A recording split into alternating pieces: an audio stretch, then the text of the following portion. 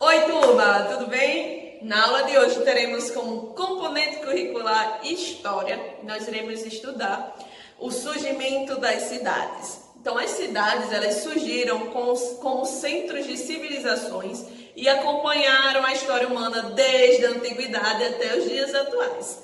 Então, a origem das cidades, em geral, remete a períodos da antiguidade, sendo que as primeiras cidades teriam surgido entre 15 a 5 mil anos. Como faz tempo, né? Então, dependendo das diversas interpretações sobre o que delimita exatamente um antigo assentamento permanente a uma cidade. Então, as primeiras verdadeiras cidades são, por vezes, consideradas grandes assentamentos permanentes, no quais os seus habitantes não são mais simplesmente fazendeiros da área que cerca o assentamento, né? Na verdade, mas passaram a trabalhar em ocupações mais especializadas na cidade, onde o comércio e o estoque de produção agrícola e o poder foram centralizados. Sociedades que vivem em cidades são frequentemente chamadas de civilizações. O ramo da história direcionada ao estudo da natureza histórica das cidades e do processo de urbanização é a história urbana. Olha, durante muito tempo na Europa, as pessoas moraram no campo, trabalhando nas plantações e criando animais. No entanto, houve um momento em que grande parte delas, com o desejo de procurar melhores condições de vida, elas foram viver nas cidades. Esse período histórico ele é conhecido como Renascimento Urbano, pois refere-se a um momento em que as cidades assumiram novamente um papel importante na Europa medieval. A Idade Média europeia foi marcada por uma organização social e econômica predominante rural.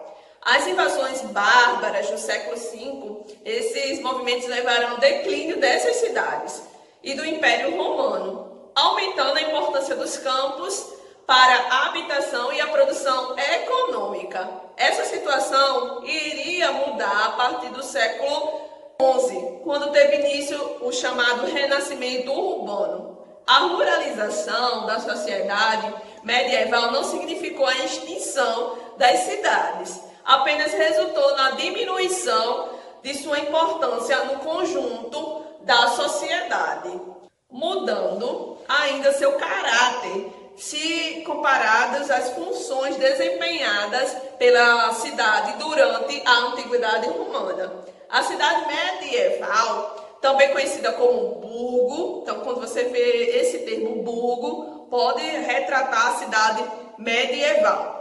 Até o século XI era, de certa forma, uma extensão do mundo senhorial, por se localizarem em terras que eram dominadas por um senhor feudal. Então as cidades estavam sujeitas ao seu poder.